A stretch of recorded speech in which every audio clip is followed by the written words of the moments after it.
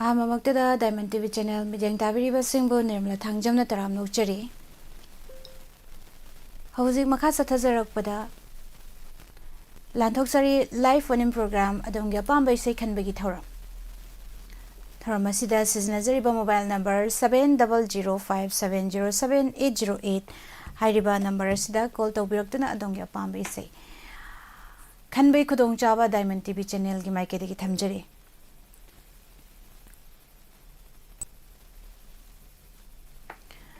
Asigi thamjariba mobile number amukta ningsingjage 7005707808 hariba numbers da call tawbiraktuna adongi apambai sei khanbai khudong chaba Diamond TV channel gi maikedi thamjari asigi ahanba caller shi kanano habidu yengminasi aduga karamba isai khanbirei habidu mayam punna yengminasi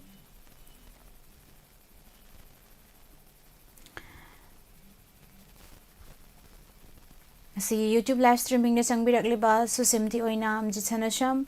Ambika oinam loidang isumabim kaksing linthoi taram nokchari Sony Hobson Mpex sana ngari ngasi sumdu sakpi wayado event pisak zoya taram nokchari thaudam Asa Kumar yumkhaibam Nene Helen Moirang Khunawdagi good afternoon thagachari myam pumnamak duga Asi ahanwa caller laukhatjage Hello Hello Taram nokchari ming laifam haibiu Yenandi mine call tawjarai bai je kai mathen jabi khrage ngasi sibo masi je kangsoi oina chajare adu live phone program tharam masida saruk ya birakpa kiram bai sei no khanbidoi sibo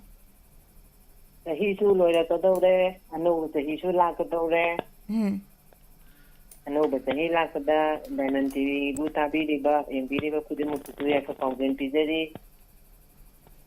tagachari aduga anu ba te he la ko se January tha la ko se ai puchi da di yam tawa turning point ama ju oi gi ba haitare hoi aduga asi di Uchigi di kawa yararoi daba aduna aibu popo imana lagi daba tha su oi ko January se aduna ngasi di na bu ning bo oina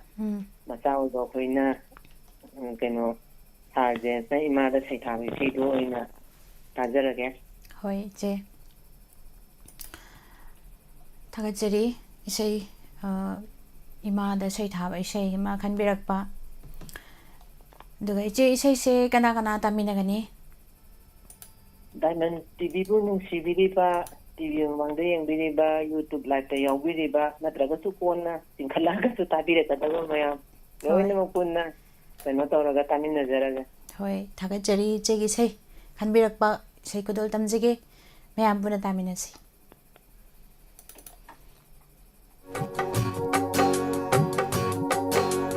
Kumjama singyam latle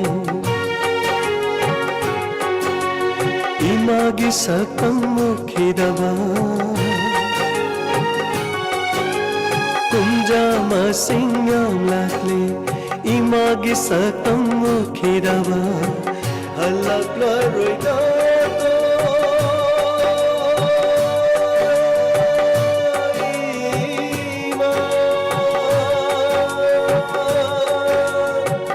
Handak mapo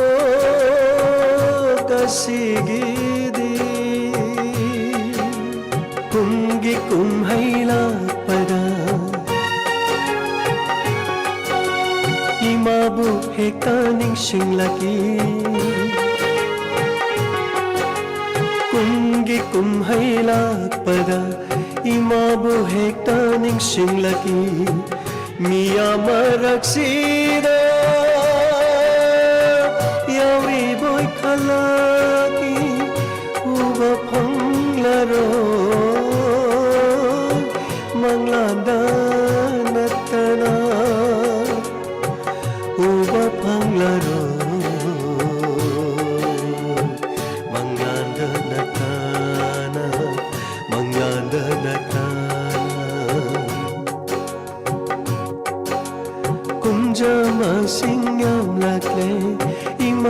सतम उखिदवा कुंगी कुम्हैला पदा इमाबु हेक्ता निंगसिंglaki मिया मरक्सिदा यावरी बोय खलागी मिया मरक्सिदा यावरी बोय खलागी उबा फंglaro Manglanda natara Manglanda natara Manglanda natara Manglanda natara Oh Ima Ima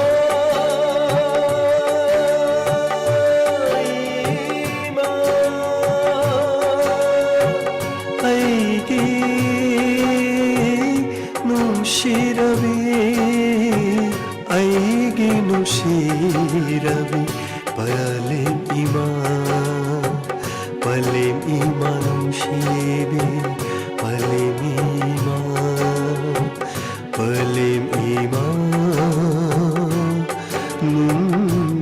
nushibi Palim ima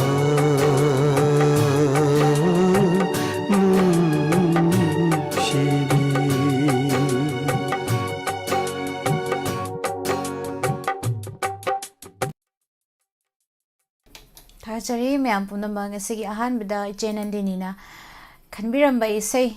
ima da say thaba say sakliba waja jem say grujam na sakpi ba isay Kanbiragpa thagachari haningai laitana duga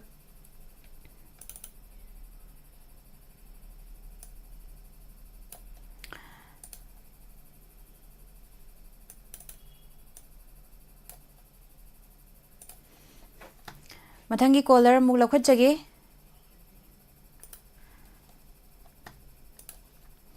Asi sanction birakliba ima bala konjengbam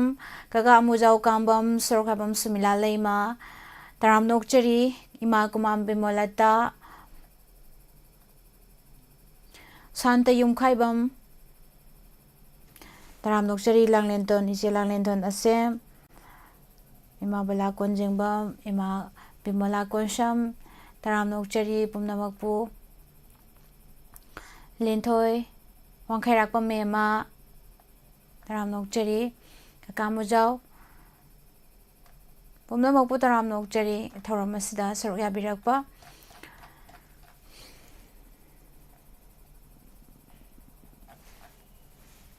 Pramolaishram taram nokchari Simabim kaksing Mathangi caller lakhotjage hello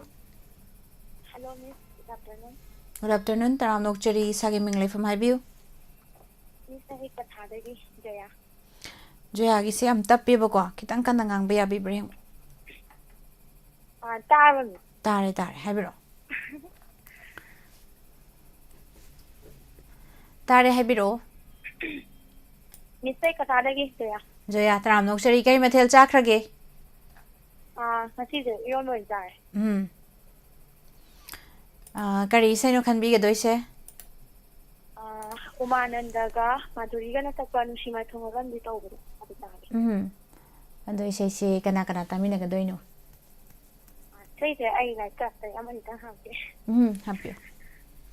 Ambika, aduga Linthoi, aduga Chemabim kasing Chesusimpi, aduga Mamadu la kontam,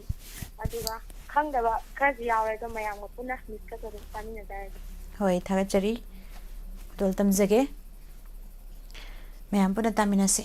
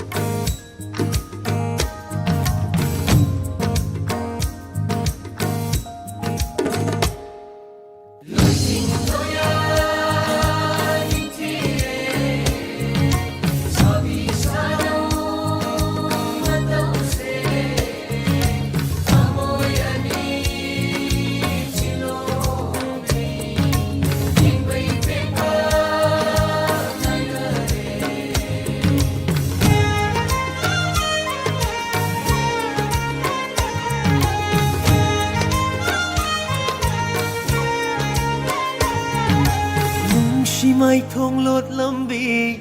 ikai phi ji oi ri bi ikai phi ji oi ri bi sham lang ni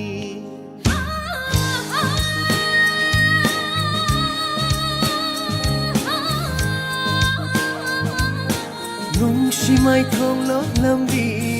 ikai phi ji oi ri bi ikai phi ji oi ri bi sham lang ni khong ga jege ngasiri china yang jage thamoi sina pen ba makri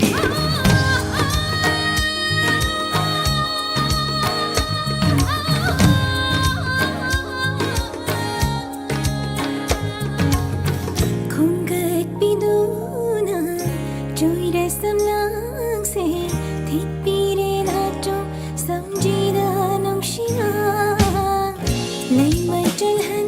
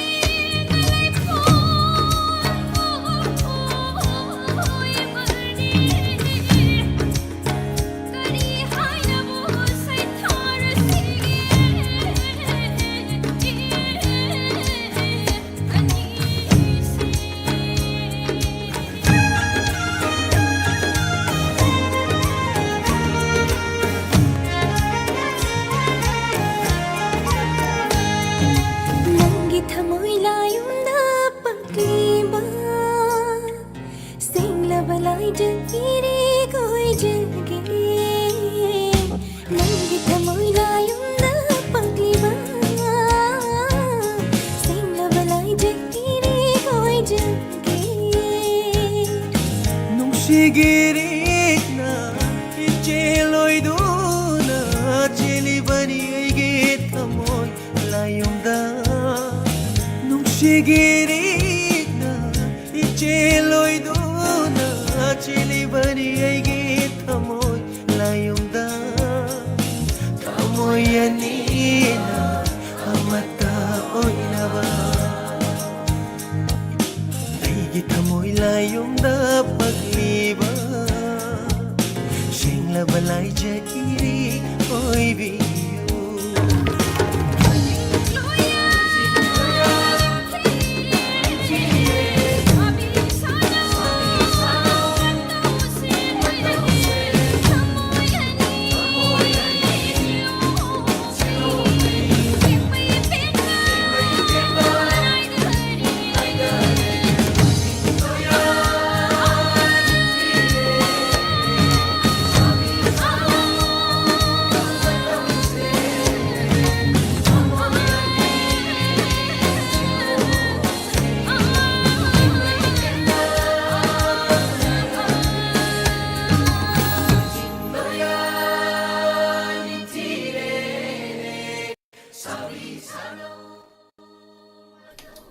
Thagachari ma'am pumnamak live streaming the lengthen birakliba mioi budraga manga langolzam nanan Bidalaxmi taram nokchari duga Julie saha taram nokchari pumnamak pu samsan thangjam Ima Bimola Konsham, Ima Bala Konjengbam, Hemolata Ningthozam, Iche, Taram Nokjari, Ambika, Isengatya Maria, Radha Thoibi, Pumnabakpu, Ango Naurem, Ima Bushu, Taram Nokjari,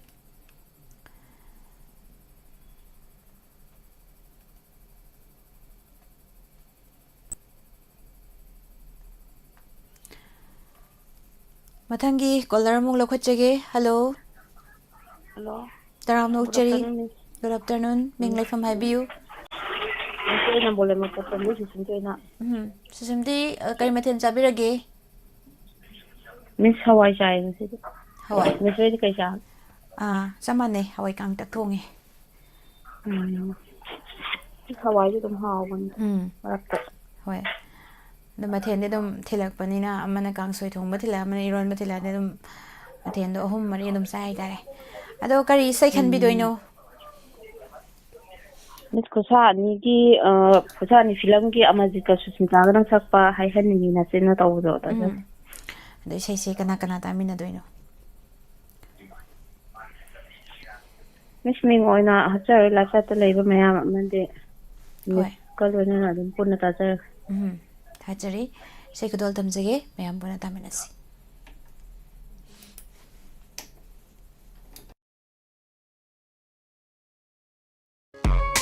Hai hangi na chinna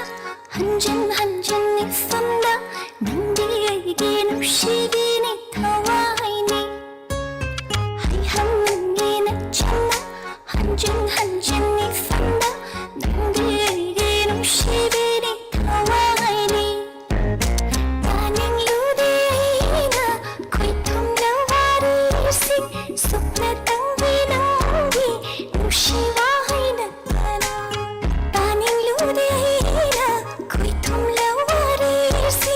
supna tangi nangi nushiwa haina tana. Ying lude aisu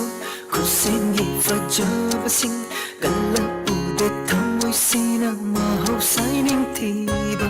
Ying lude aisu kusengi fajabasing kala ude thamoy sina mahau signing thiba. Leiting yaudana ning thira binahaki mai thungdutani na kalachaba. Leiting yaudana ning thira binahaki mai thungdutani na khoi da jaba.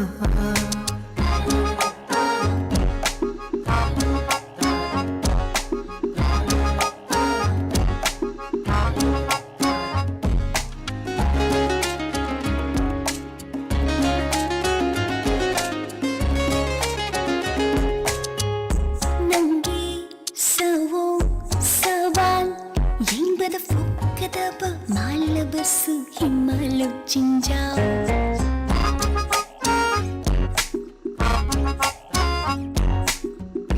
Nangi sawo sawan yingbada fukadaba malabasu himalu jinjao. Nushi nangi nushi thamoidi nupamanda karigi tushunari. Tamthirapa saklongum urasu nangi mityengda nangi nusina tauda sonthar thamoyni.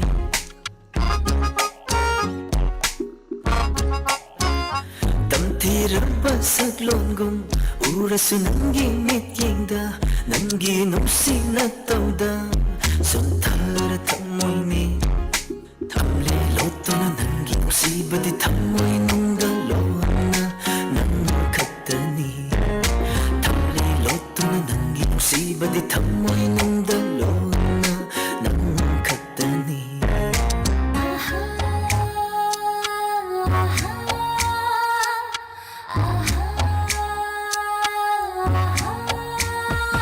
Nangi nushibana yongshaba hachangi ingangi kalaba nungju kayana hanjin hanjin kayara changla basu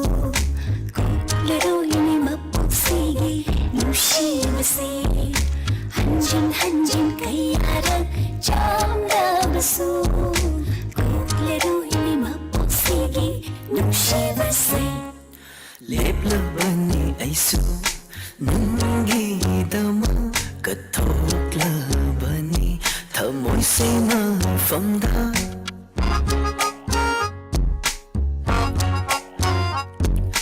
ꯂꯦꯞꯂꯕꯅꯤ ꯑꯩꯁꯨ ꯅꯪꯒꯤꯗꯃꯛꯇ ꯀꯠꯊꯣꯛꯂꯕꯅꯤ ꯊꯃꯣꯏ ꯁꯦꯡꯅ ꯃꯐꯝꯗ ꯁꯥꯠꯂꯔꯣꯅꯦ ꯅꯪꯒꯤ ꯇꯝꯅ 이타는다 롯데로니 탐리는다 간나 강한다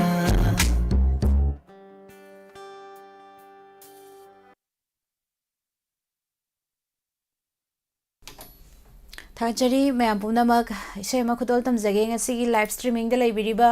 ꯏꯃꯥꯁꯤꯡꯗ dedicate ꯇꯧꯕ ꯉꯥꯟꯕ ꯇꯔꯥꯝ ꯅꯣꯛꯆꯔꯤ ꯊꯣꯏꯕꯤ ꯗꯦꯕꯤ ꯁꯤꯡꯍꯥ ꯂꯥꯏꯐꯁ꯭ꯇꯥꯏꯜ ꯔꯣꯛ ꯒꯨꯗ ꯏꯚꯤꯅꯤꯡ ꯇꯔꯥꯝ ꯅꯣꯛꯆꯔꯤ ꯑꯗꯨꯒ ꯏꯃꯥꯁꯤꯡꯗ ꯂꯩ ꯌꯥꯎꯕꯤꯔꯤꯕ ꯏꯃꯥ ꯑꯉꯧ ꯅꯥꯎꯔꯦꯝ ꯑꯗꯨꯒ ꯏꯃꯥ ꯕꯂꯥ ꯀꯣꯟꯖꯦꯡꯕꯝ ꯏꯃꯥ ꯕꯤꯃꯣꯂꯇꯥ ꯀꯨꯃꯥꯝ ꯏꯃꯥ ꯕꯤꯃꯣꯂꯥ ꯀꯣꯟꯁꯝ ꯄꯨꯝꯅꯃꯛ ꯏꯃꯥꯁꯤꯡꯗ ꯁꯟꯖꯔꯝꯕꯝ ꯇꯣꯝꯕꯤꯁꯅ ꯗꯦꯗꯤꯀꯦꯠ ꯇꯧꯕ ꯏꯁꯩ ꯑꯃ ꯈꯨꯗꯣꯜ ꯇꯝꯖꯒꯦ ꯏꯁꯩ ꯒꯪꯒꯔꯥꯅꯤ ꯀꯣꯜꯀꯇꯥ ꯇꯔꯥꯝꯅ ꯑꯣꯛꯆꯔꯤ ꯄ꯭ꯔꯦꯝꯖꯤꯠ ꯈꯥꯡꯉꯦꯝꯕꯝ ꯇꯔꯥꯝꯅ ꯑꯣꯛꯆꯔꯤ ꯄ꯭ꯔꯦꯃꯤ ꯇꯔꯥꯝꯅ ꯑꯣꯛꯆꯔꯤ ꯏꯁꯩ ꯒꯪꯒꯔꯥꯅꯤ ꯇꯣꯝꯕ ꯊꯣꯛꯁꯣꯝ ꯇꯔꯥꯝꯅ ꯑꯣꯛꯆꯔꯤ ꯒꯨꯗ ꯏꯚꯤꯅꯤꯡ ꯀꯀꯥ ꯁꯃꯔꯦꯟꯗ꯭ꯔ ꯍꯩꯒ꯭ꯔꯨꯖꯝ ꯄ꯭ꯔꯃꯣ ꯂꯥꯏꯁ꯭ꯔꯝ ꯇꯔꯥꯝꯅ ꯑꯣꯛꯆꯔꯤ ꯉꯁꯤꯒꯤ ꯂꯩꯕꯤꯔꯤꯕ ꯏꯃꯥꯁꯤꯡꯗ ꯗꯦꯗꯤꯀꯦꯠ ꯇꯧꯕ ꯁꯨꯔꯖꯤꯠ ꯆꯤꯡ ꯏꯁꯩ ꯑꯃ ꯉꯥꯉꯣꯝ ꯊꯥꯡꯃꯩꯕꯟ ꯗꯦꯗꯤꯀꯦꯠ ꯇꯧꯕ ꯏꯁꯩ ꯑꯃ ꯈꯨꯗꯣꯜ ꯇꯝꯖꯒꯦ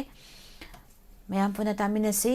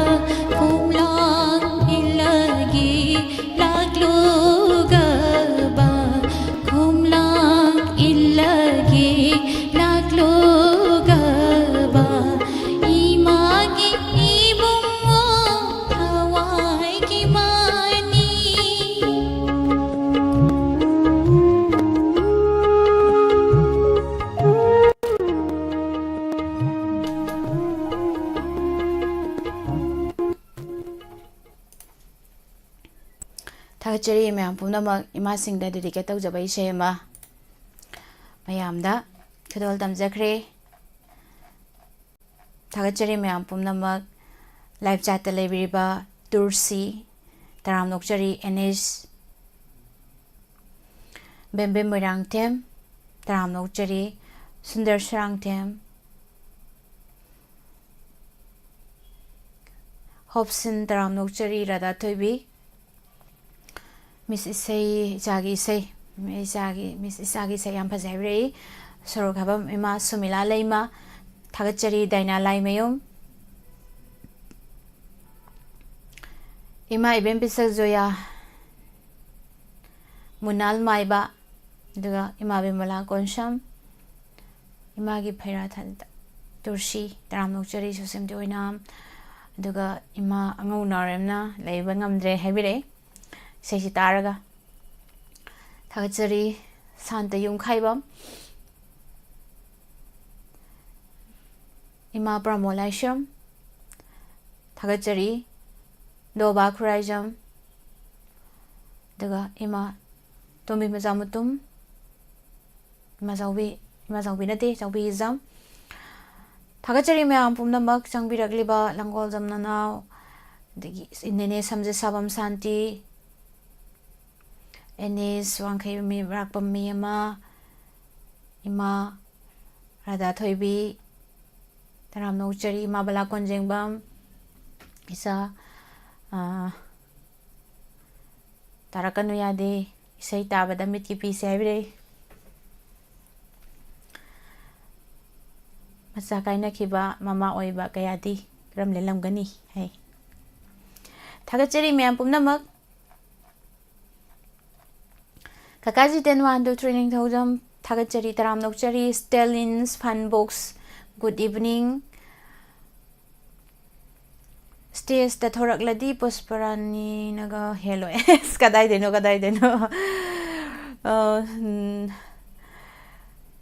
ꯗꯣꯕꯥ ꯀꯗꯥꯏꯗꯩꯅꯣ ꯆꯥꯡꯗꯝꯅꯕ ꯌꯥꯕ ꯅꯠꯇꯦ ꯑꯩꯈꯣꯏꯗꯤ ꯍꯩꯖꯕ ꯅꯠꯇꯦ ꯈꯔ ꯁꯨꯝ ꯃꯇꯧ ꯇꯝꯖꯔꯒ ꯁꯛꯆꯕꯅꯤ ꯊꯥꯒꯠꯆꯔꯤ ꯃꯌꯥꯝ ꯄꯨꯝꯅꯃꯛꯅ ꯊꯥꯒꯠꯄꯤꯔꯛꯄ ꯍꯥꯏꯅꯤꯡꯉꯥꯏ ꯂꯩꯇꯅ ꯑꯗꯨꯒ ꯃꯊꯪꯒꯤ ꯀꯣꯂꯔ ꯑꯃ ꯂꯧꯈꯠꯆꯒꯦ ꯍꯜꯂꯣ मिस ꯇꯔꯥꯝ ꯅꯣꯛꯆꯔꯤ ꯏꯁꯥꯒꯤ ꯃꯤꯡ ꯂꯩꯐꯝ ꯍꯥꯏꯕꯤꯌꯨ मिस नंबोल बोमदे रंजन ꯔꯟꯖꯟ ꯇꯔꯥꯝ ꯅꯣꯛꯆꯔꯤ ꯀꯔꯤ इसे खनबीदोइनो मिस चनु आईपीएस 2 फिल्म दगी मियेंग सिना उदिबा तौबा एजेगा सुस्मिता का पैसे ताजगे होय इसे से कना कना तामिनगदोइनो मिस मिस निमला अमदि तमन तुयु तबि बेचि नाउसिन पुन तामिनजगे थागचरी इसे खदोल तमजगे मयाम पुना तामिनसी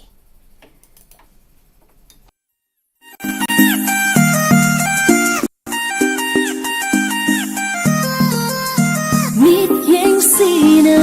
uriva satandani kangliva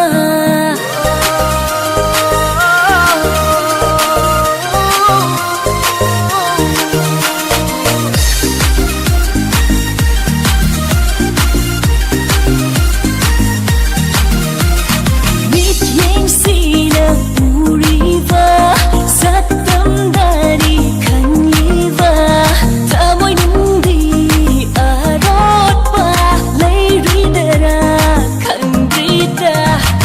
Light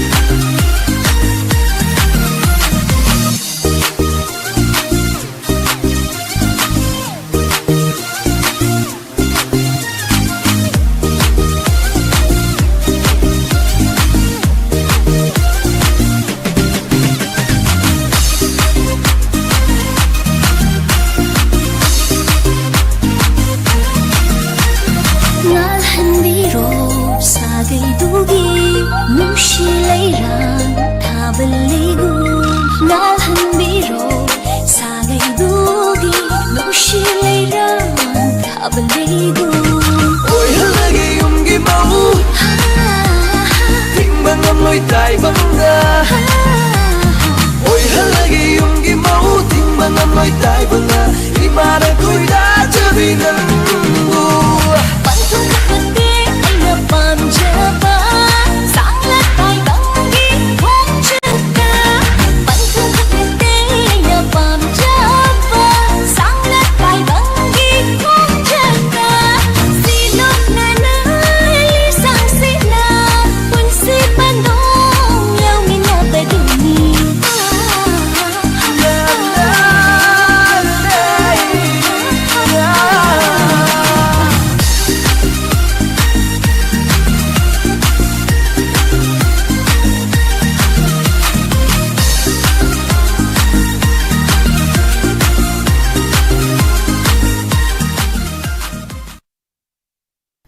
Thagachari mayam pumnamak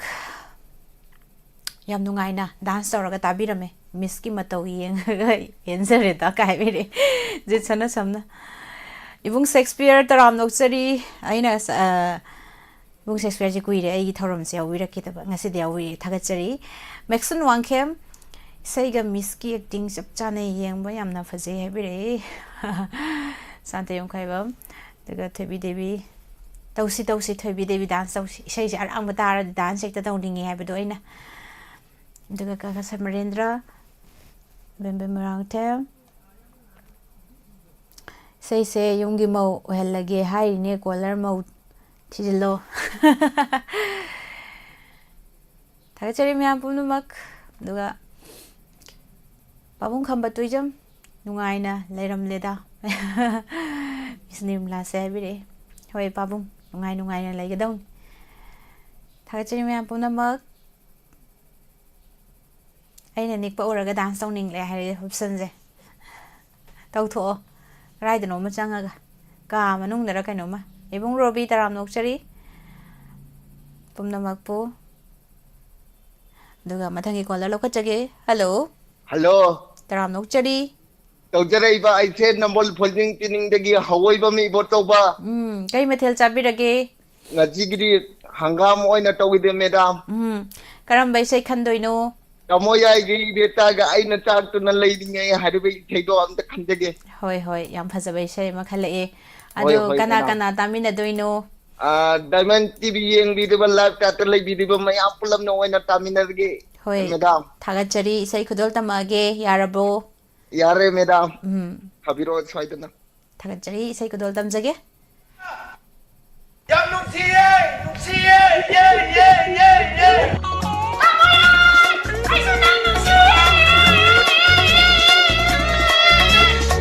Anh chắc tôi nên lấy đi ngay Anh nên ngao tôi nên lấy đi ngay Anh nên chắc tôi nên lấy đi ngay Anh nên ngao tôi nên lấy đi ngay Anh nên nung si tôi na lấy đi ngay Nung si mày chắc thang lên ngay Nang na nung si hai đặc ba si đi Si đi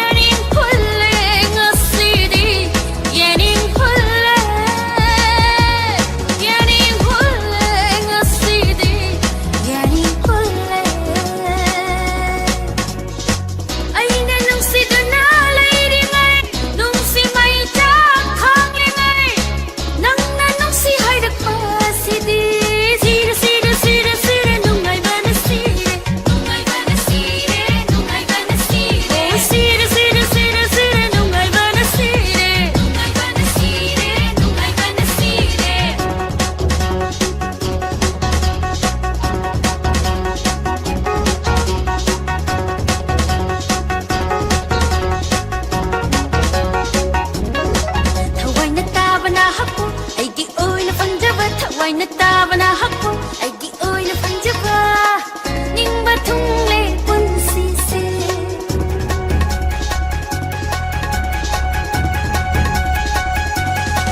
ꯊꯋꯥꯏꯅ ꯇꯥꯕꯅ ꯍꯛꯄꯨ ꯑꯩꯒꯤ ꯑꯣꯏꯅ ꯐꯪꯖꯕ ꯊꯋꯥꯏꯅ ꯇꯥꯕꯅ ꯍꯛꯄꯨ ꯑꯩꯒꯤ ꯑꯣꯏꯅ ꯐꯪꯖꯕ ꯅꯤꯡꯕ ꯊꯨꯡꯂꯦ ꯄꯨꯟꯁꯤꯁꯦ ꯄꯨꯛꯅꯤꯡꯅ ꯂꯦꯞꯄꯅ ꯍꯛꯄꯨ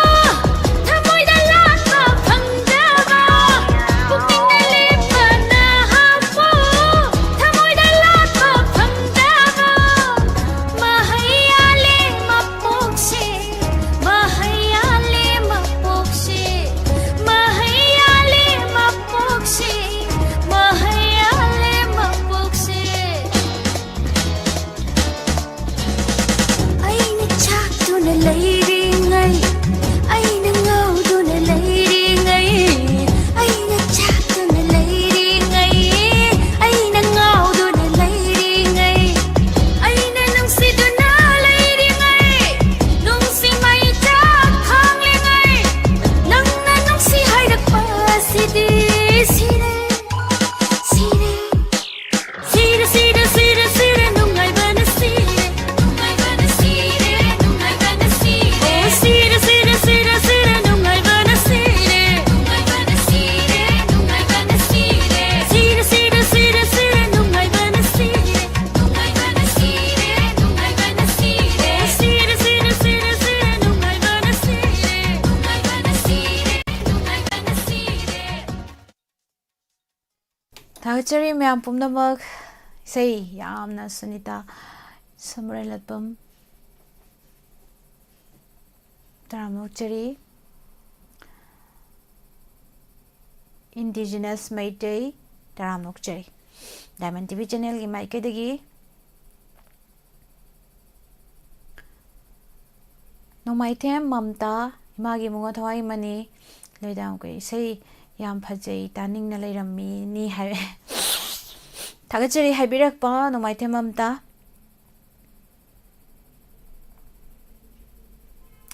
ꯕꯤꯔꯣꯖ ꯁꯂꯥꯝ ꯇꯔꯥꯝꯅ ꯑꯣꯛꯆꯔꯤ ꯏꯆꯦ ꯀꯧꯖꯒꯦ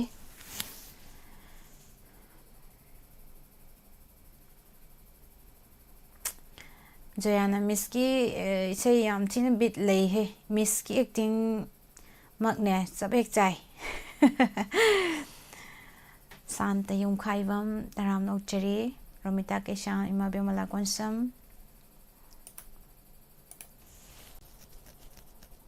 ꯃꯊꯪꯒꯤ ꯀꯣꯂꯔ ꯑꯃꯨꯛ ꯂꯧꯈꯠꯆꯒꯦ ꯍꯜꯂꯣ ꯍꯜꯂꯣ ꯇꯔꯥꯝꯅ ꯑꯣꯛꯆꯔꯤ ꯏꯁꯥꯒꯤ ꯃꯤꯡ ꯂꯩꯐꯝ ꯍꯥꯏꯕꯤꯌꯨ ꯑꯩ ꯐꯣꯟ ꯇꯧꯖꯔꯤꯁꯦ ꯁꯥꯡꯒ ꯄꯥꯠꯇꯨ ꯏꯁꯤꯡ ꯂꯩꯀꯥꯏꯗꯤ ꯒꯣꯕꯤꯟ ꯈꯥꯛꯄꯅꯤ ꯏꯕꯨꯡ ꯒꯣꯕꯤꯟ ꯇꯔꯥꯝꯅ ꯑꯣꯛꯆꯔꯤ ꯀꯔꯤ ꯃꯊꯦꯜ ꯆꯥꯕꯤꯈ꯭ꯔꯒꯦ ꯉꯁꯤꯁꯤꯕꯨ ꯑꯁꯤꯁꯦ ꯀꯩꯅꯣ ꯍꯋꯥꯏ ꯃꯨꯚꯤ ꯍꯥꯏꯇꯥꯔꯦ ꯅꯤꯡꯊꯝꯊꯥ ꯑꯗꯨꯝ ꯆꯥꯖꯔꯦ ꯉꯁꯤ ꯀꯔꯤ ꯏꯁꯩ ꯈꯟꯕꯤꯗꯣꯏꯅꯣ ꯀꯕꯛꯂꯩ ꯐꯤꯂꯝ ꯀꯕꯛꯂꯩ ꯍꯥꯏꯕ ꯐꯤꯂꯝꯁꯤꯗ ꯁꯛꯄ ꯑꯗꯨꯒ ꯈꯩꯗꯦꯝꯗ ꯔꯝꯕꯤ ꯁꯪꯒꯥꯅ ꯍꯣꯁ ꯇꯧꯕ ꯂꯝꯖꯤꯡ ꯆꯥꯖꯒꯤꯗꯣ ꯑꯗꯣ ꯏꯁꯩꯁꯦ ꯀꯅꯥ ꯀꯅꯥ ꯇꯥꯃꯤꯟꯅꯒꯗꯣꯏꯅꯣ ꯉꯁꯤꯒꯤ ꯑꯣꯏꯅꯗꯤ ꯗꯥꯏꯃꯟ ꯇꯤꯚꯤ ꯊꯥꯒꯠꯆꯔꯤ ꯏꯁꯩ ꯈꯨꯗꯣꯜ ꯇꯝꯖꯒꯦ ꯉꯁꯥꯏꯒꯤ ꯑꯩꯒꯤ ꯑꯔꯥꯡꯕ ꯏꯁꯩ ꯅꯨꯡꯉꯥꯏꯕ ꯇꯥꯔꯨꯔꯕ ꯃꯇꯨꯡꯗ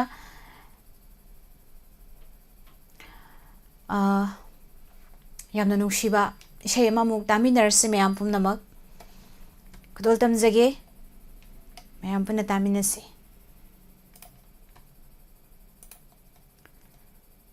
ꯃꯃꯤꯡꯇꯒꯤ ꯍꯤꯡꯂꯤꯕ ꯄꯨꯟꯁꯤꯅꯤ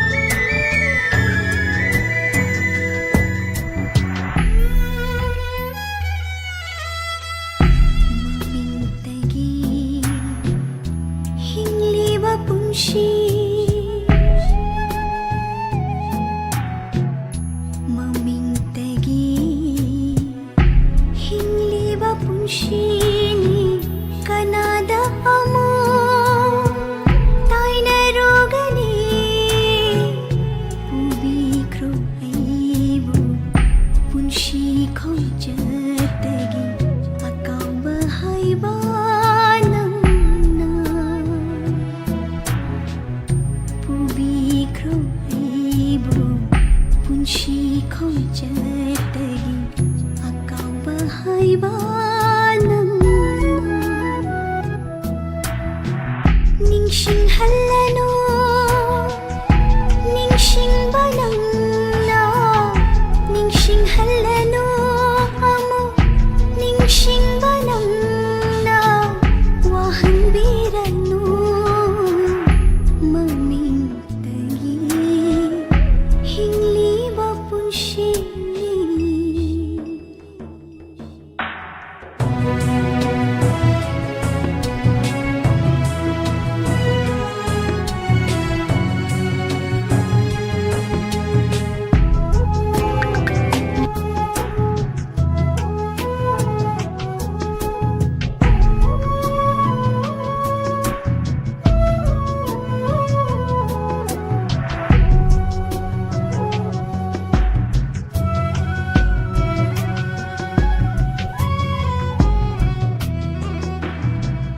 ꯍꯤꯡꯕ ꯍꯥꯏꯕꯕꯨ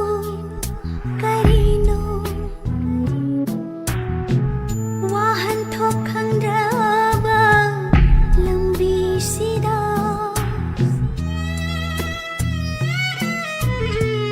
ꯍꯤꯡꯕ ꯍꯥꯏꯕꯕꯨ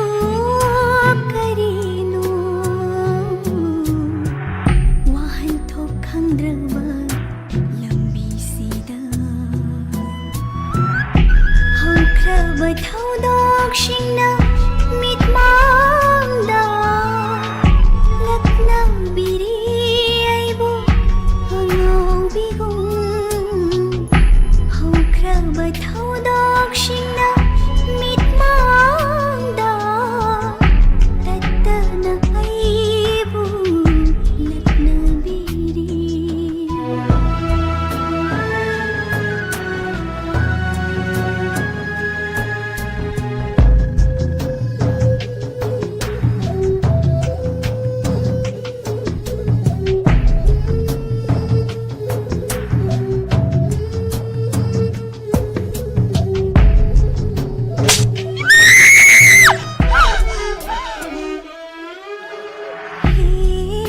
ꯅꯨꯡꯁꯤꯕ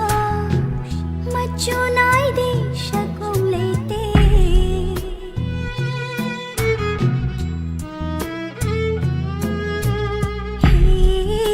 ꯅꯨꯡꯁꯤꯕ ꯃꯆꯨ ꯅꯥꯏꯗꯦ ꯁꯛꯀꯣꯡ ꯂꯩꯇꯦ ꯃꯪꯂꯥꯟꯒꯤ ꯄꯥꯎꯇ ꯇꯠꯇꯅ ꯇꯧꯍꯜꯂꯤ ꯅꯪꯅ ꯅꯨꯡꯁꯤꯕ ꯃꯆꯨ ꯅꯥꯏꯗꯦ ꯁꯛꯀꯣꯡ ꯂꯩꯇꯦ ꯀꯞꯄ ꯅꯣꯛꯄ ꯑꯅꯤꯒꯤ ꯃꯔꯛꯁꯤꯗ ꯑꯩꯒꯤ ꯄꯨꯟꯁꯤꯒꯤ ꯄꯟꯊꯨꯡ ꯀꯩꯗꯅꯣ ꯀꯞꯄ ꯅꯣꯛꯄ ꯑꯅꯤꯒꯤ ꯃꯔꯛꯁꯤꯗ ꯑꯩꯒꯤ ꯄꯨꯟꯁꯤꯒꯤ ꯄꯟꯊꯨꯡ ꯀꯩꯗꯅꯣ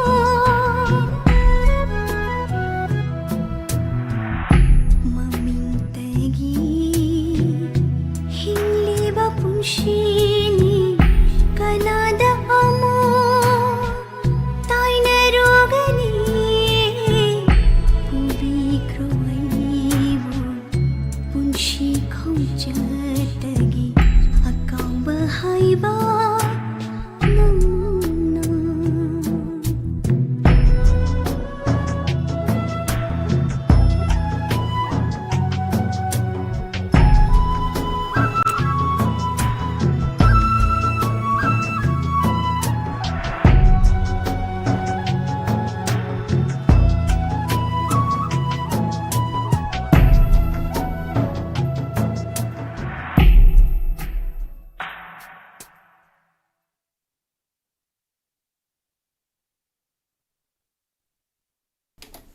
ꯊꯥꯒꯠꯆꯔꯤ ꯃꯌꯥꯝ ꯄꯨꯝꯅꯃꯛ ꯏꯁꯩ ꯌꯥꯝꯅ ꯅꯨꯡꯁꯤꯕ ꯀꯕꯣꯛꯂꯩ ꯐꯤल्मꯗꯒꯤ ꯄꯨꯁꯄꯔꯥꯅꯤꯅ ꯁꯛꯄ ꯏꯁꯩ ꯑꯃ ꯈꯨꯗꯣꯜ ꯇꯝꯖꯈ꯭ꯔꯦ ꯏꯁꯩ ꯃꯊꯪꯒꯤ ꯅꯦꯅꯦ ꯁꯔꯥꯅꯤ ꯀꯣꯟꯊꯧꯖꯝ ꯇꯔꯥꯝ ꯅꯣꯛꯆꯔꯤ ꯑꯗꯨꯒ ꯃꯊꯪꯒꯤ ꯀꯣꯂꯔ ꯑꯃ ꯂꯧꯈꯠꯆꯒꯦ ꯍꯜꯂꯣ ꯍꯜꯂꯣ ꯇꯔꯥꯝ ꯅꯣꯛꯆꯔꯤ 이마리 따니 ꯑꯩꯈꯣꯏꯒꯤ ꯗꯥꯏꯃꯟꯕꯨ ꯍꯥꯏꯅꯤꯡꯉꯥꯏ ꯂꯩꯇꯅ ꯊꯥꯒꯠꯆꯔꯤ ꯍꯣꯏ ꯏꯁꯩ ꯑꯝꯇ ꯇꯥꯖꯒꯦ ꯍꯣꯏ ꯃꯥ ꯀꯔꯤ ꯏꯁꯩ ꯇꯥꯕꯤꯗꯣꯏꯅꯣ ꯏꯁꯩꯁꯤ ꯄꯣꯇꯥꯗ ꯁꯟꯆꯪꯉꯦ ꯍꯥꯏꯕꯗꯨꯒꯤ ꯒꯣꯕꯤꯟꯅ ꯁꯛꯄ ꯍꯣꯏ ꯗꯥꯏꯃꯟꯕꯨ ꯇꯥꯕꯤꯔꯤꯕꯁꯤꯡ ꯑꯗꯨꯒ ꯏꯆꯥ ꯑꯩꯈꯣꯏ ꯑꯍꯜ ꯑꯃ ꯑꯣꯏꯅ ꯏꯅꯥꯎꯁꯤꯡ ꯍꯥꯏꯇꯥꯔꯦ ꯄꯨꯝꯅꯃꯛ ꯍꯛꯆꯥꯡ ꯈꯔ ꯌꯥꯡꯅꯕ ꯅꯨꯡꯉꯥꯏꯊꯣꯛꯅꯕ ꯗꯥꯟꯁ ꯃꯇꯦꯛ ꯑꯝꯇ ꯇꯧꯃꯤꯟꯅꯁꯤ ꯍꯥꯏꯖꯔꯤ ꯍꯣꯏ ꯊꯥꯒꯠꯆꯔꯤ ꯑꯗꯨꯗꯤ ꯃꯌꯥꯝ ꯄꯨꯟꯅ ꯇꯥꯃꯤꯟꯅꯕ ꯇꯥꯔꯦꯀꯣ ꯏꯃꯥ ꯇꯥꯃꯤꯟꯅ ꯇꯥꯔꯦ ꯉꯥꯏꯈꯣ ꯋꯥ ꯑꯝꯇ ꯍꯥꯏꯍꯧꯈꯤꯒꯦꯅꯦ ꯍꯣꯏ ꯍꯥꯏꯕꯤꯌꯨ ꯍꯧꯖꯤꯛꯀꯤ ꯏꯁꯩ ꯏꯃꯥꯒꯤ ꯏꯕꯨꯡꯉꯣ ꯁꯛꯈꯤꯕꯗꯣ ꯑꯧ ꯏꯆꯥꯒꯤ ꯈꯣꯟꯖꯦꯜꯗ ꯌꯥꯝꯅ ꯅꯨꯡꯁꯤꯈ꯭ꯔꯦ ꯈꯣꯟꯖꯦꯜꯗꯨꯒ ꯌꯥꯝꯅ ꯆꯥꯟꯅꯩ ꯌꯥꯝꯅ ꯅꯨꯡꯁꯤ ꯌꯥꯝꯅ ꯐꯖꯩ ꯏꯆꯥꯁꯦ ꯐꯨꯅꯤꯡꯕ ꯑꯃ ꯌꯥꯎꯏꯅꯦ ꯌꯥꯝꯅ ꯐꯖꯩ ꯌꯥꯝꯅ ꯅꯨꯡꯁꯤ ꯏꯆꯥꯗꯤ ꯐꯨꯅꯤꯡꯕ ꯑꯃ ꯌꯥꯎꯋꯤ ꯊꯥꯒꯠꯆꯔꯤ ꯏꯃꯥ ꯃꯌꯥꯝꯅ ꯅꯨꯡꯁꯤꯕꯤꯗꯅ ꯄꯨꯡꯊꯥ ꯊꯥꯒꯠꯄꯤꯔꯦ ꯑꯗꯨꯗꯤ ꯏꯁꯩꯃꯨꯛ ꯇꯥꯔꯁꯤ ꯃꯌꯥꯝ ꯁꯟ ꯇꯥꯜꯂꯁꯤ ꯃꯌꯥꯝ ꯁꯟ ꯇꯥꯟꯁꯤ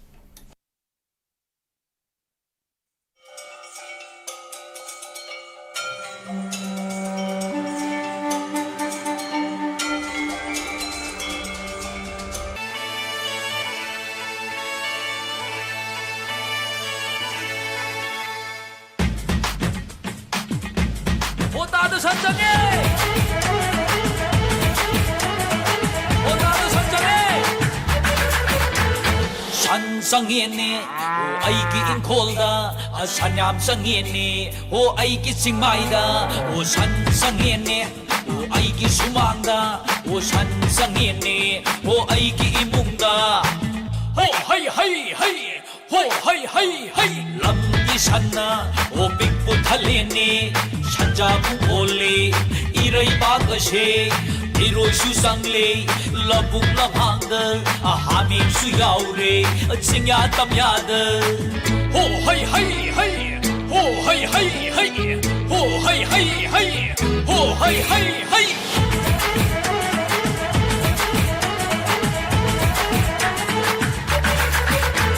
산나무바 산앙오바 산소이나이바 산사리탄 산랄론바 산아와무비 산사이단바 산사이단비 호하이하이하이 호하이하이하이 옐로우이르 따는 와이르꼬레 따톡터디 떼터러버 상번사야 칼라세 빠야시나 임뿌일리짜이 까우러버로 빠이르꼬이탄 딸럼버도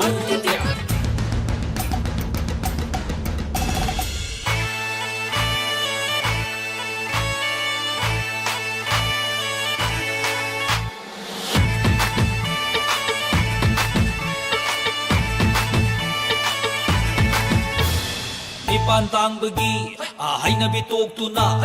ꯏꯁꯥꯅ ꯉꯝꯕꯗꯤ ꯏꯁꯥꯅ ꯇꯧꯔꯁꯦ ꯋꯥꯗꯅ ꯅꯨꯡꯉꯥꯏꯕ ꯑꯣꯏꯊꯣꯛꯄ ꯌꯥꯔꯣꯏꯌꯦ ꯁꯨꯕ ꯅꯣꯝꯕꯒꯤ ꯍꯩꯅꯕꯤ ꯊꯝꯂꯁꯦ ꯍꯣ ꯍꯩ ꯍꯩ ꯍꯩ ꯍꯣ ꯍꯩ ꯍꯩ ꯍꯩ ꯍꯩꯅ ꯍꯩ ꯂꯝꯕꯤ ꯊꯣꯡꯐꯥꯎ ꯐꯠꯇ꯭ꯔꯤꯉꯩꯗ ꯂꯝꯒꯤ ꯁꯟꯅ ꯄꯤꯛꯄꯨ ꯊꯜꯂꯦ lambi thongna pharak lagan kari oini amuka khansi isa sai lalon phamu oir payai ne kunai ase akham ahe angam athau khangna kari ngai ri o sanjane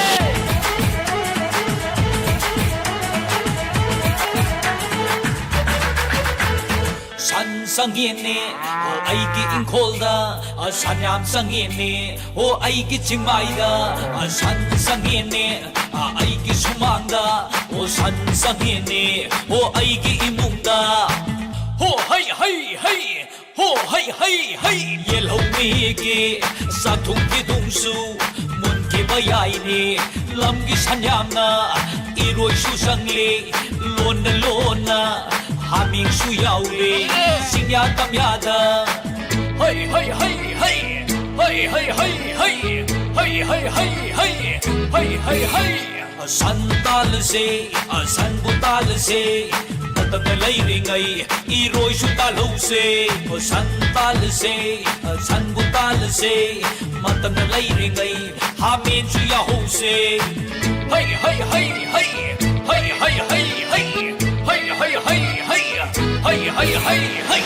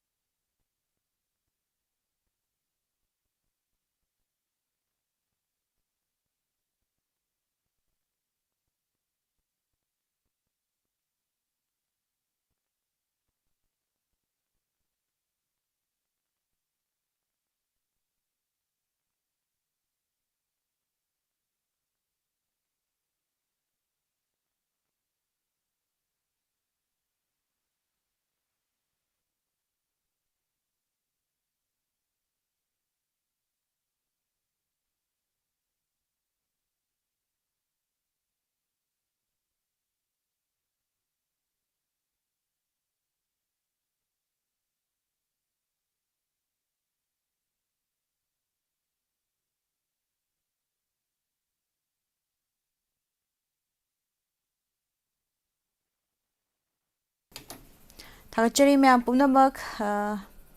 live streaming de leibiriba pumnamak yamna nungai ba ishe masu mayam puna taminakre aduga P Susila Taram Nokchari Prem Sagol Sem Ima Ibemal Ningthau Khongdagi loina taba nungai haibirakpa thagachari Nando Maitei sound tare haibire kari sound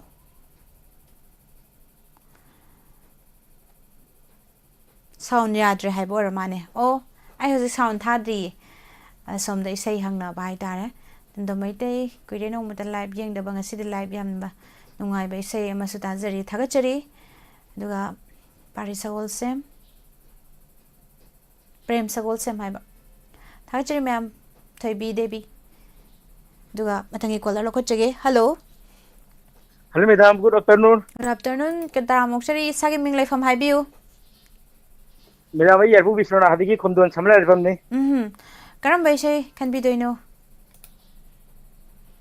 Frigi ai thamoi pikre ai film dugi title song nawbogi pusparani sakti ba fijol holngi honglen to bodo adu amtu tajige meda. Arvind Soibam ga Pusparani ga sakpa. Hoi hoi. Hoi manwan Arvind Soibam ga man. Ade sei sei kana kana tamina ga doino. Sei sei tabi ringu se anum dap joge. Ya pok top tege oza khugen senjam. To puching dagi chebina.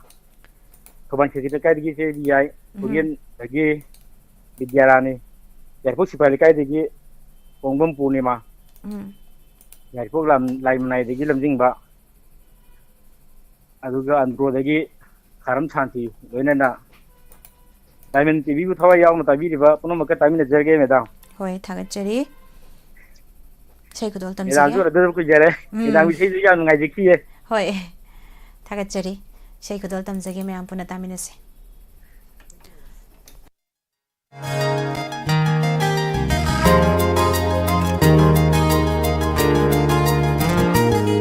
Thamoi bao không chalanu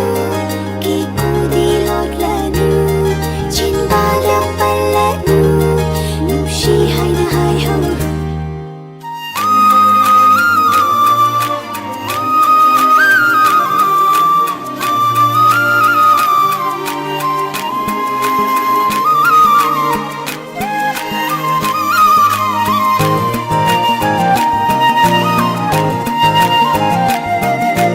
Pijol holy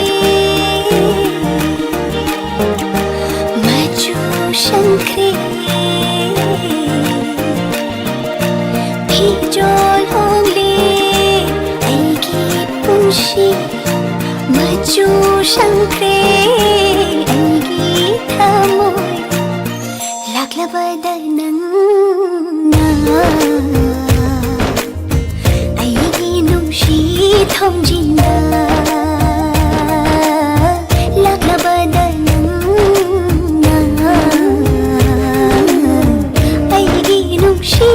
통진다 이까이 피지 마이룬다 마이 통달라게노 나나 또민 일레노 타모이 타모이 신나로 눈감 밤에 심는다 눈시기 굳어니 타모이 니게 말이니 나폭 나방은 타모이 뻥콩 잘라루 기쿠디 럭라루 진다가 빨라루 눈시 하이하이하우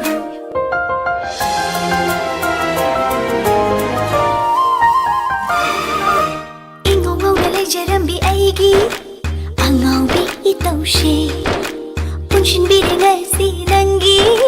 누시기 리뿐나 난기 누시 샤후 방라바다 거이랑 할래 랑딱 할래 ngầu 할래 리뿐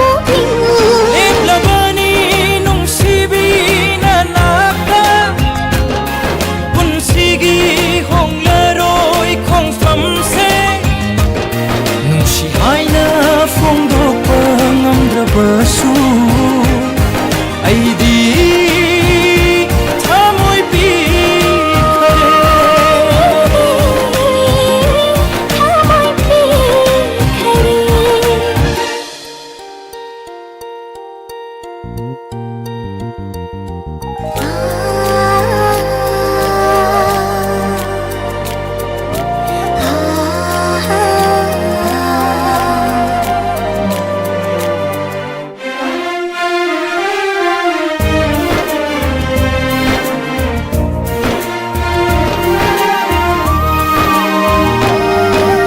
Lakanung dajak liba may japse kang batawaraba Mutat biro nanggi nung shigi inlaba irik na Pamurap na lengda na tambiyo ko Natanong lejarage tadok biro Shahaba majuni thamoida Koklaroi hanjin hanjin cham labasu Thamoi shina thamoida lona hairi Aidi thamoi pi khare 아이디 타모이 피카리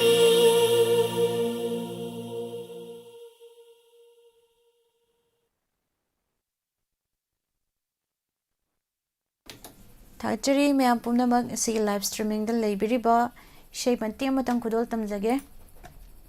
ibung umana matam kuirabagi tongnigi sakpiro sum haiba aina sum saktaba do kudol tamjage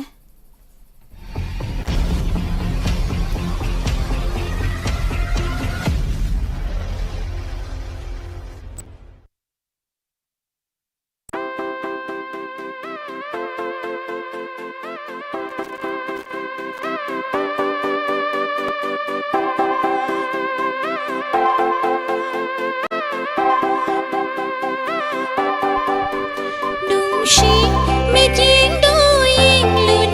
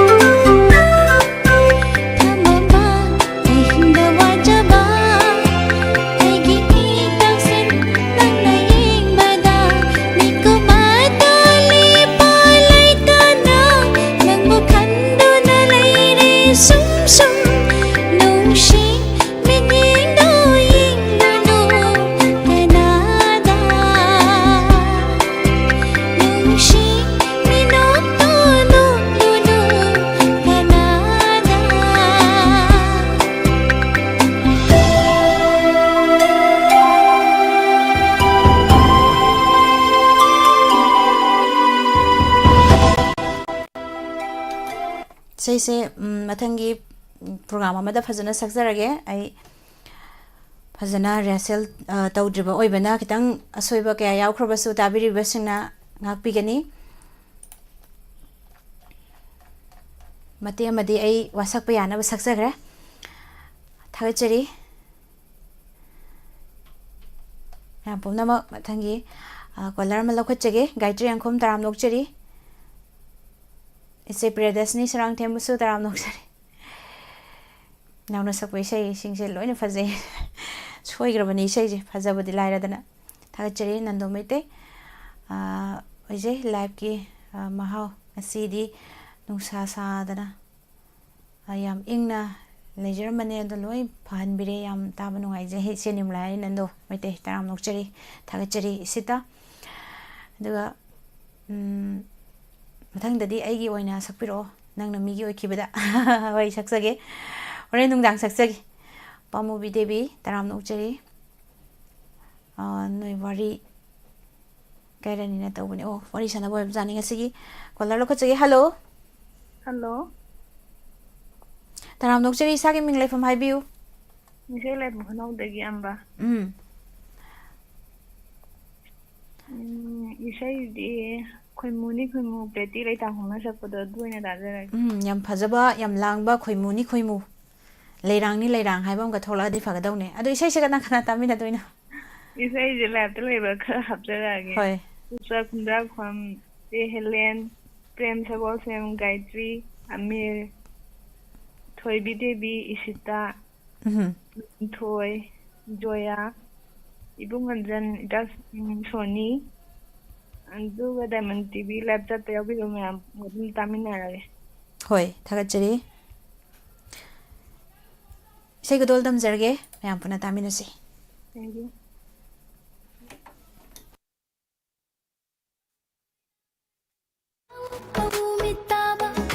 Lekol khuring lamdang banang ni lekol khuring yare pa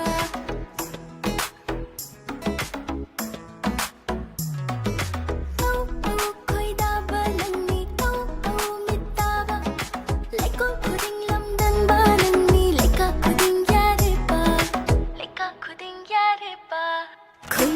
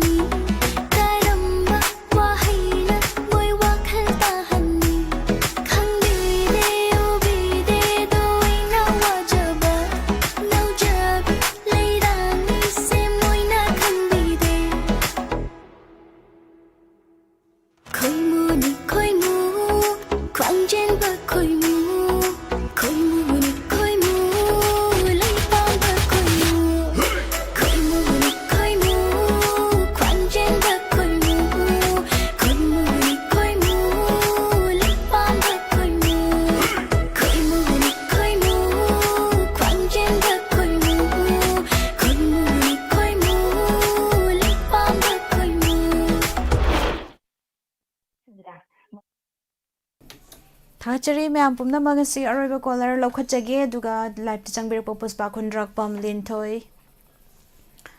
Gayatri ꯌꯦꯡꯈꯣꯝ PS Amir ꯈꯥꯟ ꯇꯔꯥꯝ ꯅꯣꯛꯆꯔꯤ ꯏꯕꯨꯡ ꯁꯂꯥꯛꯄꯝ ꯑꯟꯖꯟ ꯇꯔꯥꯝ ꯅꯣꯛꯆꯔꯤ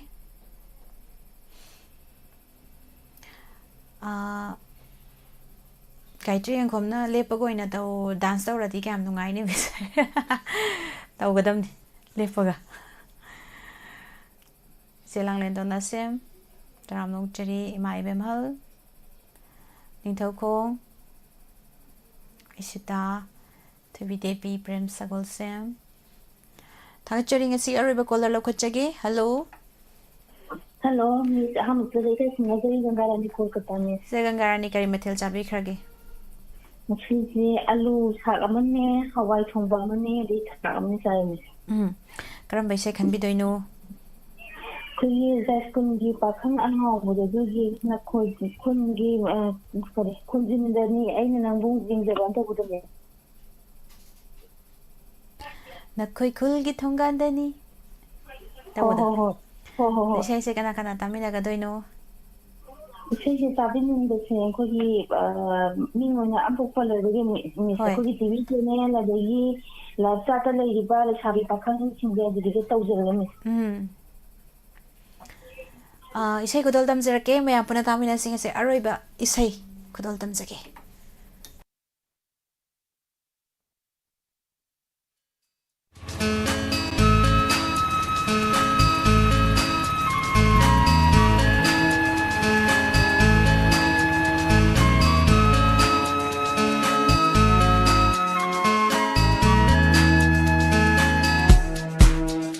नखोई खुलगी थोंगालदनी अइना नंबु यंजबा नखोई खुलगी खुंजिंदनी अइना नंबु ngajaba नखोई खुलगी थोंगालदनी अइना नंबु यंजबा नखोई खुलगी खुंजिंदनी अइना नंबु ngajaba कैसाम थों खुलगी चलवा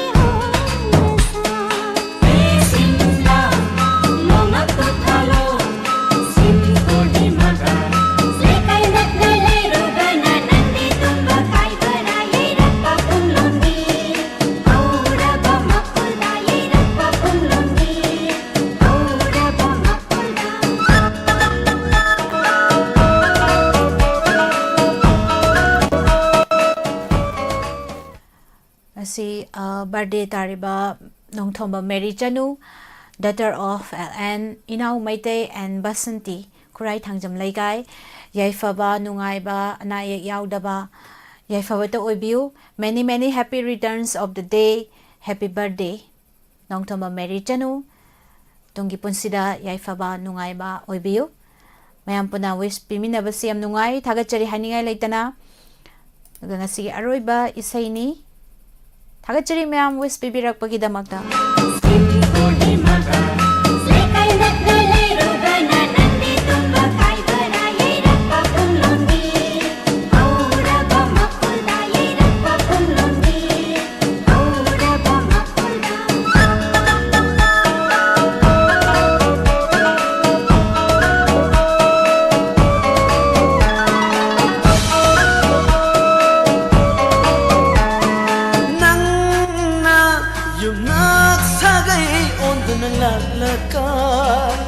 Mây tây phi gió lấy tên là ni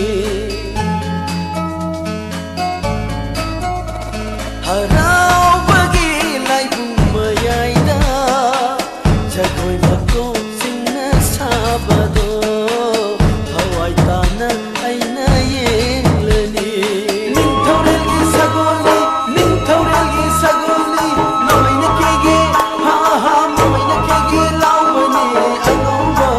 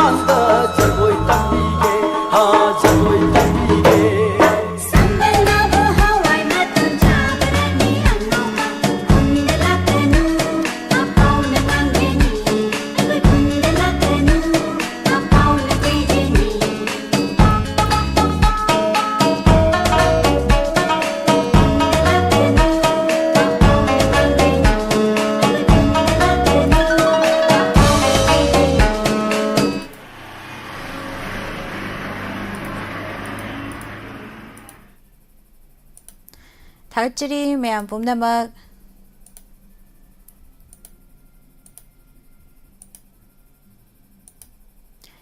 Aduga Isay Mati Ama Kutol Tamzagi Isitana Habirakpada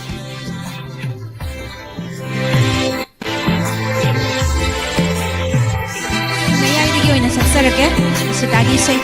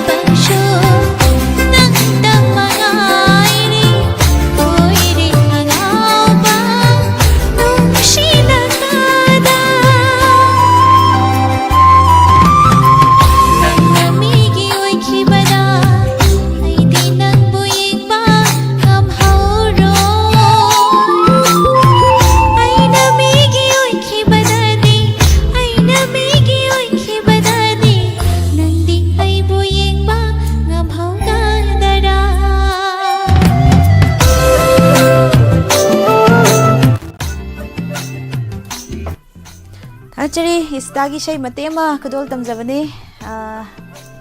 Vidya Lakshmi Oina Miss Yemuni Henan Penjare Miss Kasum Luina Ragaleradi Awabak Loi Kawi I Vire Tagachari Nushibiduna Mayamna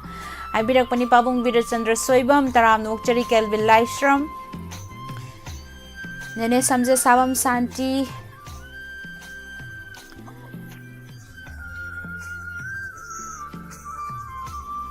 Duga My Bemal ꯇꯥꯃꯣꯌꯥꯒꯤ ꯏꯕꯦꯁ ꯊꯥꯕꯤꯔꯛꯄ ꯃꯤꯁꯅꯤꯝꯂꯥ ꯅꯨꯡꯉꯥꯏꯌꯦ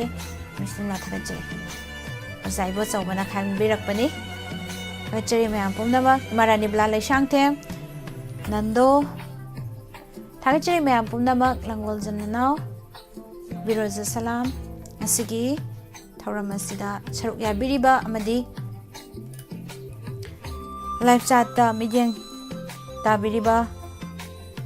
ꯑꯗꯨꯒ ꯑꯁꯤꯒꯤ ꯑꯥꯏꯁꯀꯣꯝ cable network GTPL cable ꯅꯦꯠꯋꯥꯔꯛꯇ ꯃꯤꯠꯌꯦꯡ ꯇꯥꯕꯤꯔꯤꯕ ꯄꯨꯝꯅꯃꯛ ꯇꯔꯥꯝ ꯅꯣꯛꯆꯔꯤ ꯗꯤꯅꯥ ꯊꯥꯒꯠꯄ ꯐꯣꯡꯗꯣꯛꯆꯔꯤ ꯄꯥꯛꯄꯤ ꯆꯣꯡꯊꯥꯝ ꯑꯁꯦꯡꯕꯅꯤ ꯏꯁꯩ ꯍꯩꯕꯁꯦ ꯊꯥꯒꯠꯆꯔꯤ ꯃꯌꯥꯝ ꯄꯨꯝꯅꯃꯛ ꯅꯤꯅꯦ ꯁꯔꯥꯅꯤ ꯀꯣꯟꯊꯧꯖꯝ ꯃꯊꯪꯗ ꯐꯕꯤ ꯃꯧꯒꯤ ꯔꯣꯜ ꯉꯥꯏꯖꯔꯤ ꯍꯥꯏꯕꯤꯔꯛꯑꯦ ꯑꯃꯁꯨ ꯂꯩꯔꯤꯅꯦ ꯑꯩꯈꯣꯏꯅ ꯃꯇꯝ ꯀꯨꯏꯔꯕꯒꯤ ꯃꯃꯥꯡꯗꯒꯤ ꯁꯥꯒꯠꯆꯔꯛꯄ ꯍꯥꯏꯇꯥꯔꯦ ꯗ꯭ꯔꯃꯥꯁꯦ ꯏꯕꯁꯤꯅ ꯑꯩꯈꯣꯏ ꯃꯤꯁ ꯄꯨꯁꯄꯔꯥꯅꯤꯅ ꯏꯕꯅꯦ ꯑꯗꯨꯗꯁꯨ ꯑꯩꯁꯦ ꯃꯃꯥ ꯑꯃ ꯐꯠꯇꯕꯤ ꯑꯃꯒꯤ ꯔꯣꯜ ꯑꯃ ꯂꯧꯈꯤꯌꯦ ꯍꯥꯏꯗꯤ ꯑꯩꯈꯣꯏꯁꯦ ꯅꯍꯥꯟꯋꯥꯏ ꯔꯦꯗꯤꯑꯣꯗ ꯂꯩꯔꯤꯉꯩꯗ ꯍꯥꯏꯕ ꯇꯥꯔꯦ ꯑꯩꯈꯣꯏ ꯃꯌꯥꯝ ꯑꯃ ꯇꯧꯁꯤ ꯈꯣꯠꯁꯤꯅ ꯁꯨꯝ ꯋꯥꯔꯤꯁꯦ ꯁꯥꯒꯠꯅꯕꯗꯒꯤ ꯃꯤꯁ ꯄꯨꯁꯄꯔꯥꯅꯤꯅ ꯏꯔꯒ ꯑꯩꯈꯣꯏꯅ ꯃꯤꯁ ꯄꯨꯁꯄꯔꯥꯅꯤ ꯑꯗꯒꯤ ꯍꯦꯔꯣꯏꯟꯁꯤꯅ ꯀꯅꯥ ꯁꯥꯍꯟꯅꯤꯒ ꯇꯧꯗꯅ ꯃꯁꯤꯗꯩꯗ ꯂꯥꯡꯗꯅ ꯅꯝꯃꯗꯕꯅꯤꯅ ꯌꯥꯝ ꯃꯔꯛ ꯑꯃ ꯅꯍꯥꯟꯋꯥꯏ ꯍꯥꯏꯇꯥꯔꯦꯅꯦ ꯆꯍꯤ ꯑꯃ ꯑꯅꯤꯒꯤ ꯃꯃꯥꯡꯗ ꯑꯗꯨꯒ ꯅꯝꯈꯤꯗꯦ ꯑꯗꯨꯕꯨ ꯃꯊꯪ ꯁꯨꯝ ꯁꯥꯒꯠꯂꯛꯏ ꯃꯤꯁ ꯄꯨꯁꯄꯔꯥꯅꯤꯅ ꯃꯗꯨꯁꯨ ꯂꯣꯏꯁꯤꯜꯂꯁꯦꯅ ꯍꯥꯏ ꯑꯗꯨꯅ ꯀꯅꯥꯅꯣ ꯇꯧꯒꯗꯕ ꯇꯧꯔꯒ ꯑꯗꯨꯁꯨ ꯃꯃꯥ ꯃꯅꯦꯝꯕꯣꯛ ꯐꯠꯇꯕꯤ ꯑꯃ ꯁꯥꯒꯦ ꯍꯥꯏꯇꯥꯔꯦ ꯑꯗꯨꯗ ꯑꯩ ꯔꯣꯜꯗꯣ ꯑꯝꯇ ꯍꯣꯡꯗꯣꯛꯑꯣꯅ ꯑꯝꯇ ꯍꯥꯏꯗ꯭ꯔꯗꯤ ꯌꯥꯔꯔꯣꯏ ꯃꯧ ꯑꯐꯕꯤ ꯁꯥꯕꯒꯤ ꯉꯥꯏꯔꯦꯅ ꯍꯥꯏꯔꯦ ꯑꯗꯣ ꯔꯤꯇꯥ ꯃꯣꯏꯔꯥꯡꯊꯦꯝ ꯇꯔꯥꯝ ꯅꯣꯛꯆꯔꯤ ꯉꯥꯏꯔꯤꯀꯣ ꯑꯃꯨꯛꯁꯨ ꯐꯠꯇꯕꯒꯤ ꯌꯦꯡꯕ ꯇꯥꯔꯤꯕ ꯑꯐꯕꯤꯁꯨ ꯁꯥꯔꯛꯑꯒ ꯂꯣꯏꯔꯦ ꯏꯁꯩ ꯁꯛꯄ ꯌꯥꯝꯅ ꯍꯩ ꯈꯣꯟꯖꯦꯜꯁꯨ ꯌꯥꯝꯅ ꯐꯖꯩ ꯁꯨꯔꯁꯨ ꯆꯞ ꯆꯥꯅ ꯇꯥꯏ ꯍꯥꯏꯕꯤꯔꯛꯑꯦ ꯊꯥꯒꯠꯆꯔꯤ ꯏꯁꯤꯇꯥ ꯍꯥꯏꯕꯤꯔꯛꯄꯒꯤꯗꯃꯛ ꯏꯆꯦ ꯕꯤꯕꯤ ꯕꯤꯂꯥꯃꯥꯏꯕꯝꯁꯨ ꯂꯣꯏꯁꯤꯜꯂꯛꯄꯗ ꯆꯦꯟꯖꯜꯂꯛꯑꯦ ꯍꯣꯞꯁꯟ ꯑꯗꯨꯒ ꯃꯤꯁ ꯑꯩꯁꯨ ꯌꯥꯎꯖꯒꯦ ꯍꯥꯏꯕꯤꯔꯛꯑꯦ ꯌꯥꯎꯕꯤꯌꯨ ꯗꯥꯏꯃꯟ ꯇꯤꯚꯤꯗ ꯂꯦꯡꯊꯣꯛꯄꯤꯔꯣ ꯑꯐꯕ ꯁꯥꯕ꯭ꯔꯥ ꯌꯦꯡꯒꯦ ꯐꯠꯇꯕ ꯁꯥꯔꯒ ꯍꯦꯔꯣ ꯁꯥꯕ ꯌꯥꯕ꯭ꯔꯥ ꯌꯦꯡꯒꯦ ꯑꯗꯨꯒ ꯃꯄꯥ ꯁꯥꯕ ꯌꯥꯕ꯭ꯔꯥ ꯇꯦꯁ ꯇꯧꯕ ꯇꯥꯔꯦ ꯃꯤꯁꯇꯤ ꯑꯐꯥꯎꯕꯤꯅꯤꯅ ꯐꯖꯩ ꯍꯥꯏꯕꯤꯔꯦ ꯃꯤꯁ ꯌꯥꯝ ꯅꯨꯡꯁꯤꯅꯦꯅ ꯍꯥꯏꯕꯤꯔꯛꯄ ꯊꯥꯒꯠꯆꯔꯤ ꯏꯟꯗꯤꯖꯤꯅꯁ ꯃꯩꯇꯩ ꯊꯥꯒꯠꯆꯔꯤ ꯃꯌꯥꯝ ꯄꯨꯝꯅꯃꯛ ꯃꯇꯝꯁꯨ ꯍꯦꯟꯗꯣꯛꯈ꯭ꯔꯦ ꯉꯁꯤꯒꯤ ꯂꯥꯏꯞꯇ ꯂꯩꯕꯤꯔꯤꯕ ꯑꯃꯗꯤ ꯗꯥꯏꯃꯟ ꯇꯤꯚꯤ ꯆꯦꯅꯦꯜ ꯑꯦꯁꯀꯣꯝ ꯑꯃꯗꯤ GTPL ꯀꯦꯕꯜ ꯅꯦꯠꯋꯥꯔꯛꯇ ꯃꯤꯠꯌꯦꯡ ꯇꯥꯕꯤꯔꯤꯕ ꯄꯨꯝꯅꯃꯛꯄꯨ ꯅꯤꯔꯃꯂꯥ ꯊꯥꯡꯖꯝꯅꯕ ꯀꯅꯥ ꯈꯨꯔꯨꯝꯖꯔꯤ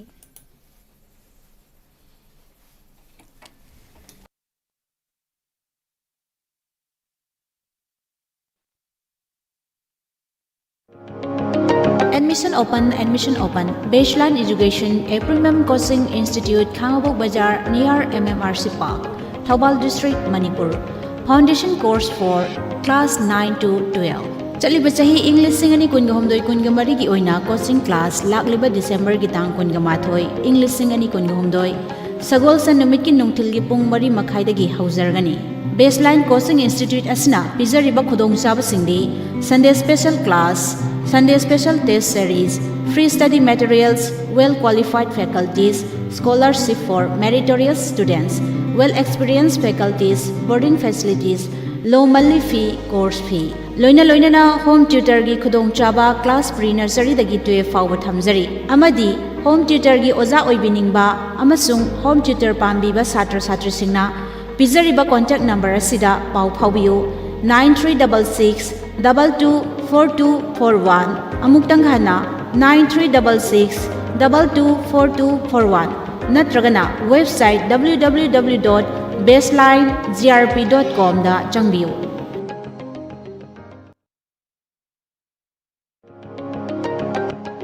Yum ama shabada makhong linghanba kalhanba mathok tabagumna angang ama shembadashu pik lingaidagi kupna shenaduna lamjing lamtak piba mathok tai aduna chahi kayadagi angang kaya ama loinaduna sembiba sabibagi experience leiraba oja kaya amana adongi angang sing adubu lamjing lamtak pinaba ngaiduna leizari New Baby English School Kachingda.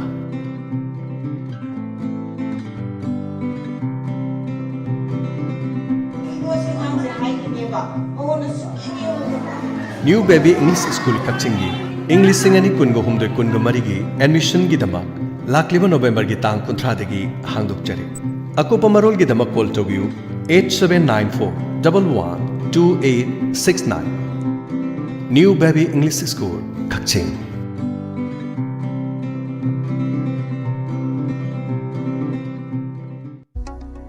ꯀꯔꯤꯒꯨꯝꯕ ꯑꯗꯣꯝ ꯌꯨꯝꯗ ꯂꯩꯕ ꯑꯅꯥꯕꯁꯤꯡꯒꯤ ꯍꯤꯗꯥꯛ ꯀꯥꯞꯄ, dressing ꯇꯧꯕ, blood sample ꯂꯧꯕ, rice ꯇ꯭ꯌꯨꯕ ꯍꯥꯞꯄ, ꯀꯦꯊꯦꯇꯔꯥꯏꯖꯦꯁꯟ ꯍꯥꯞꯄ, ꯑꯦꯅꯤꯃꯥ ꯇꯧꯕꯤꯅꯕ ꯑꯦꯛꯁꯄꯤꯔꯤꯌꯦꯟꯁ ꯂꯩꯔꯕ ꯅꯔꯁ ꯑꯃꯗꯤ ꯗꯣꯛꯇꯔ ꯊꯤꯕꯗ ꯑꯋꯥꯕ ꯊꯦꯡꯅꯕꯤꯔꯕꯗꯤ ꯋꯥꯕꯤꯔꯒꯅꯨ ꯃꯦꯗꯂꯦꯟ ꯍꯣꯝ ꯅꯔꯁꯤꯡ ꯀꯦꯌꯔ ꯁꯔꯚꯤꯁ ꯃꯅꯤꯄꯨꯔꯅ ꯄꯨꯡ 24 ꯆꯨꯞꯅ ꯑꯗꯣꯝꯒꯤ ꯌꯨꯝꯗ ꯂꯥꯛꯇꯨꯅ ꯍꯤꯗꯥꯛ ꯀꯥꯞꯄ, ꯏꯟꯖꯦꯛꯁꯟ ꯄꯤꯕ, ꯗ꯭ꯔꯦꯁꯤꯡ ꯇꯧꯕ, ꯐꯤꯗꯤꯡ ꯇ꯭ꯌꯨꯕ ꯍꯥꯞꯄ, ꯀꯦꯊꯦꯇꯔ ꯍꯥꯞꯄ ꯑꯃꯗꯤ ꯃꯈꯜ ꯀꯌꯥꯒꯤ ꯑꯅꯥꯕꯁꯤꯡ ꯑꯦꯛꯁꯄꯤꯔꯤꯌꯦꯟꯁ ꯂꯩꯔꯕ ꯗꯣꯛꯇꯔ ꯑꯃꯗꯤ ꯅꯔꯁꯁꯤꯡ ꯂꯥꯛꯇꯨꯅ ꯃꯇꯦꯡ ꯄꯥꯡꯖꯔꯤ ꯑꯀꯨꯞꯄ ꯃꯔꯣꯜꯒꯤꯗꯃꯛ ꯃꯦꯗꯤꯂꯦꯟꯒꯤ ꯍꯦꯜꯞꯂꯥꯏꯟ ꯅꯝꯕꯔ 9205987988 ꯗ ꯀꯣꯜ ꯇꯧꯗꯨꯅ ꯇꯥꯟꯅꯕꯤꯌꯨ ꯅꯦꯁꯅꯦꯜ ꯑꯃꯗꯤ ꯁ꯭ꯇꯦꯠ ꯑꯦꯋꯥꯔꯗꯤ MD ꯖꯤꯌꯥ ꯎꯜ ꯍꯛ ꯄꯨꯁꯝꯅ ꯃꯈꯥꯗ ꯄꯤꯖꯔꯤꯕ ꯂꯥꯏꯑꯣꯡꯁꯤꯡ ꯑꯁꯤ ꯂꯥꯌꯦꯡꯖꯔꯤ ꯃꯅꯨꯡ ꯆꯪꯕ ꯌꯥꯗꯕ ꯃꯅꯨꯡ ꯆꯪꯕꯗ ꯆꯥꯡ ꯅꯥꯏꯗꯕ ꯃꯅꯨꯡ ꯆꯪꯕꯗ ꯃꯇꯝ ꯀꯨꯏꯅ ꯆꯪꯕ ꯁꯧꯖꯅꯥꯟꯊꯕ ꯑꯃꯥꯡꯊꯣꯡ ꯃꯌꯥꯗ ꯄꯣꯝꯕ ꯑꯃꯥꯡꯊꯣꯡ ꯃꯅꯨꯡꯗ ꯄꯣꯝꯕ ꯑꯃꯥꯡꯊꯣꯡꯗ ꯃꯈꯨꯟ ꯍꯨꯜꯂꯒ ꯅꯥꯏ ꯆꯥꯕ ꯄꯤꯁꯇꯨꯂꯥ ꯑꯃꯥꯡꯊꯣꯡꯒꯤ ꯑꯀꯣꯏꯕꯗ ꯃꯔꯦꯡ ꯃꯔꯦꯡ ꯆꯠꯂꯒ ꯍꯥꯒꯠꯖꯕ ꯄꯨꯛ ꯅꯨꯡꯁꯤꯠ ꯀꯥꯕ ꯒ꯭ꯌꯥꯁꯇ꯭रिꯛ ꯄ꯭ꯔꯣꯕ꯭ꯂꯦꯝ ꯂꯩꯕ ꯏ ꯇꯥꯕ ꯆꯤꯛꯄ ꯅꯥꯕ tonsil sinus asma khwang naba thagi khongkap chang naidaba fingau chatpa singli nauri sonthaba asina singbasing layengjari ba mafam singdi Kekru Bila North AOC opposite Kekru Part Imphal ayuki pung 10 dagina nungthil gi pung 5 fauba mayang Imphal Kochak Bazar da ayuki pung 6 dagi ayuki pung 9 fauba Yaripok Bamo Laikai Kabarstan Road Thangjunumit amasung yumsakaisa khudingi ayuki pung 10 dagi nungthil gi pung 3 fauba Jumi Colony Old Bazar near Muslim Masjid Sisipur akupa marol gi damak contact tawbiu MD Zia Ulak Pusham 8414825323 amukdang hanna 8414825323 Layang-jari Kaksing Diagnostic Kakching Supermarket 64 Shopping Complex Mafam asida Specialist Gynecologist ki Doctor Ani Lakpiduna Yumsa kaisa kudingi Nungtil gi pung ama dagina Nungtil gi pung 3 fauba amadi Second Saturday khudingi ayuki pung 9 dagi nungtil gi pung ama fauba layang jagani nungti gi OPD gi khudong chabasu thamjari amadi blood sample collection gi khudong chabasu pijari loinana mafam asida ultrasound ECG blood test x-ray na jingba khudong chaba pijari akupa marol gi damak 8798544988 amukdang hana 8798544988 hadiba number asida contact tawbiyo